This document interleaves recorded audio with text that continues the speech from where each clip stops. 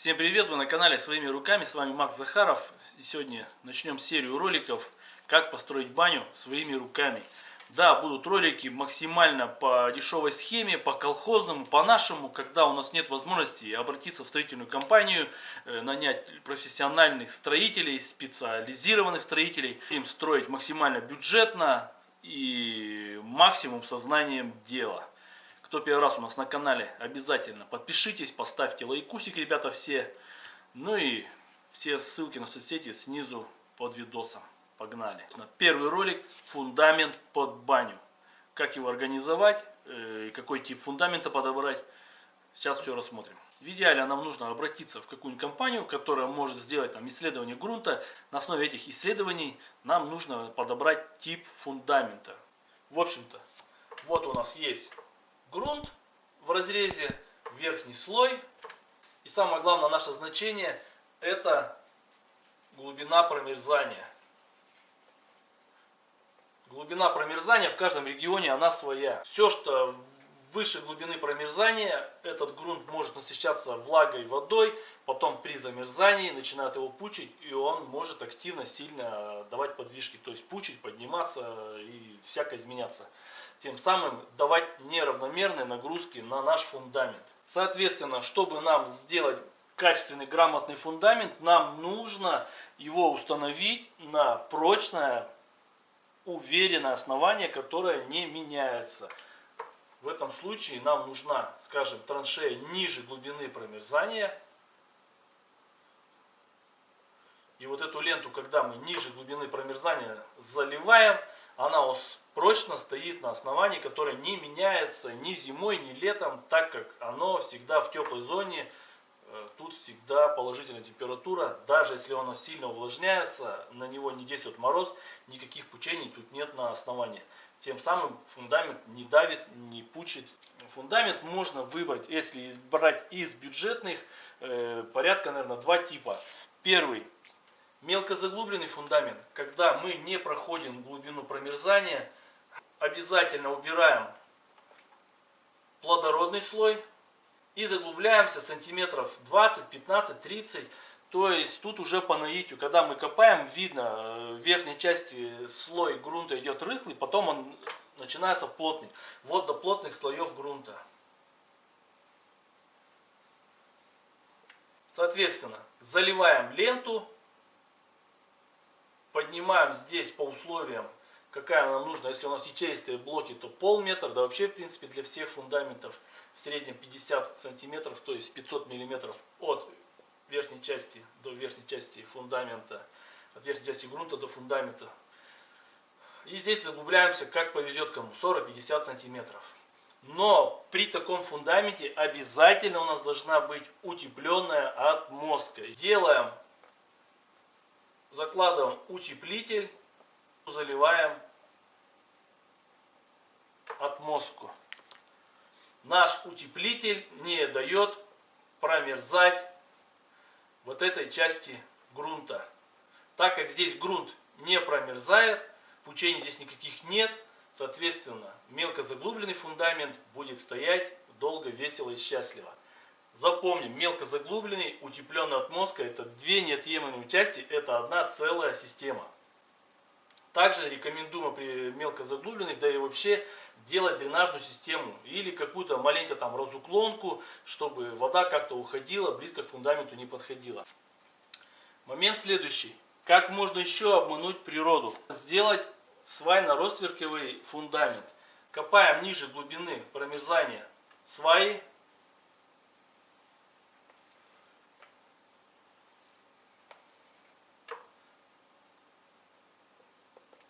Заливаем их. Естественно, все там армируется, сваи. Арматуру делаем с выпуском здесь, в верхней части. Ну а сверху уже делаем по принципу мелкозаглубленного фундамента. Тут к этой арматуре также все перевязка идет. Получается, тем самым у нас сваи, как ноги, опоры, они ниже глубины промерзания, опираются на уверенный грунт, Все, что сверху, тут желательно подсыпку делать песка, песчаную подушку довольно-таки сантиметров 10, не менее 10-15 сантиметров. Или даже закладывать экструдированный пенопласт какой-нибудь перед заливкой, чтобы было в виде демпфера.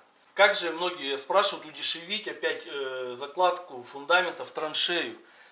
Копать широкую траншею в домашних условиях и нерентабельно, тяжело, сложно иногда, технику не подогнать, так как в основном бани у нас уже строятся в жилых домах, где-то в огородах. Соответственно, есть такой момент. Он, опять же, не совсем правильный, но мы же опять строим по колхозному. Копаем траншею.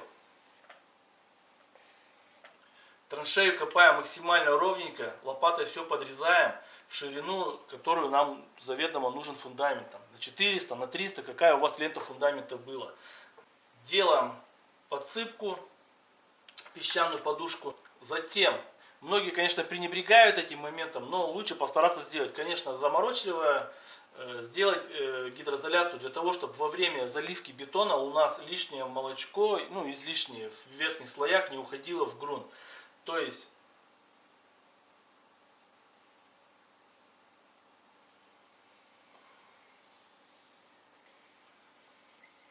закладываем полиэтиленовую пленку и здесь ее сворачиваем в рулон временно. Протыкаем арматурой все это дело, ребята, с шагом 1,5-2 метра. И на эту арматуру уже устанавливаем опалубку. Если этой арматуры не сделать, опалубку, когда ставим на края, края осыпаются, постоянно все будет осыпаться и нужно будет чистить. Можно сделать опалубку и потом вязать каркас армирования в фундаменте. Или же, зная высоту, высчитать, сначала сделать каркас армирования, чтобы проще было завязаться, а потом сделать опалубку. Тут уже на ваше усмотрение, если траншея будет широкая, можно в принципе все собрать каркас сначала, а потом заниматься армированием.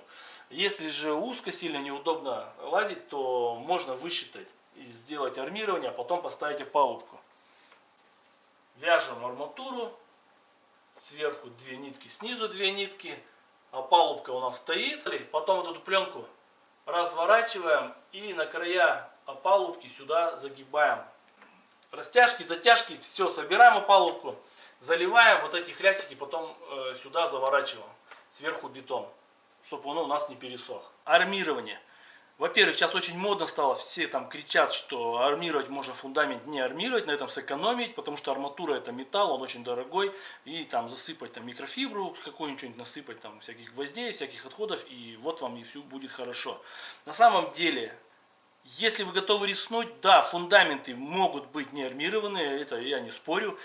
Четко должна быть карта грунта, все рассчитано, и можно ли на этом грунте построить такой фундамент, должны специалисты проводить такую диагностику. Вы готовы по незнанию на себя такую ношу взять? Я не знаю. Поэтому делаем с армированием.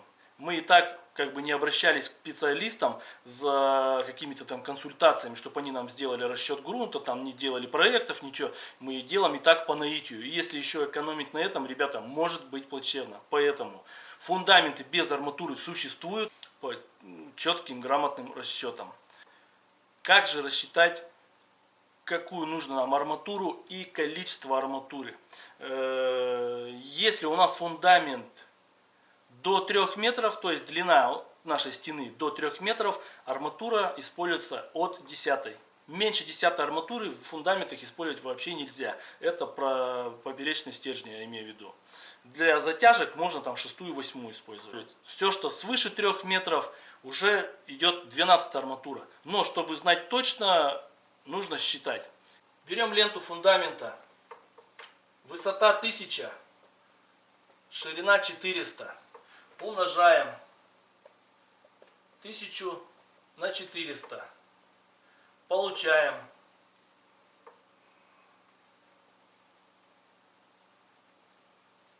Получаем 400 тысяч. Делим на 1000 это значение. То бишь убираем 3 нуля. Остается у нас 400. Это диаметр всей площади, всей арматуры, которая должна быть в нашем фундаменте. Так как мы знаем, что в фундаменте минимальное количество должно быть 4 прутка, 2 вверху, 2 внизу. Это минимум, меньше не должно быть. Соответственно, 400 делим на 4 и получается у нас площадь одного сечения арматуры 100 мм квадратных. Можно посмотреть в интернете или вычислить самим, что арматура 10 диаметром 78 квадратных миллиметров, а арматура уже 12 диаметром 113 квадратных миллиметров. Соответственно, 78 не хватает нам десяточки для этого типа фундаментов, а 12 уже с запасом 113, то есть превышает вполне. Тем самым для такого фундамента выбираем 12-ю арматуру. Теперь, как же нам арматуру все-таки вязать или варить? Во-первых, арматуру вязать можно, есть специальный класс арматуры, обязательно там подбираются электроды и нужно варить там малым током. То есть целая технология, как нужно правильно варить арматуру. Если вы боитесь и не знаете, то лучше не браться, лучше вязать. У нас 12-я арматура, и мы ее хотим переварить в перехлест. Ну, вот такое вот сочленение. Одна нитка сверху, другая снизу идет. Начинаем вот здесь варить. Потом вот здесь, чтобы все хорошо проварилось. Но так как мы знаем, что при сварке металл нагревается, вот эта часть может перегреться и ослабнуть. Тем самым арматура у нас 12-я, в этом месте она может стать уже 8-й. Вот это место ослабло, и оно уже потеряло свою прочность. Если у нас идет арматура перехлест, тут же рядом опять нитка идет перехлест. Вот между этими перехлестами 60 диаметров арматуры. Вот десятка, если арматура, значит между вот этими перехлестами должно быть не менее 60 сантиметров. Лучше больше. То есть в одном месте перехлесты делать нельзя. Перехлест арматур. Многие говорят 30 сантиметров, многие говорят 50 сантиметров. На самом деле есть четкие таблицы, много параметров, типа арматуры, там, от нагрузок, но в среднем получается 30 диаметров арматуры, от 30 и выше. Чем больше диаметр, тем больше значения будет получаться у нас. В среднем 30 диаметров за расчет берем и запоминаем. Если у нас арматура диаметр 10, умножаем на 30, получается 300 миллиметров. Вот этот перехлест должен быть 30 сантиметров, 300 миллиметров. Если диаметр 14 арматура, умножаем также на 30, получаем 420 уже.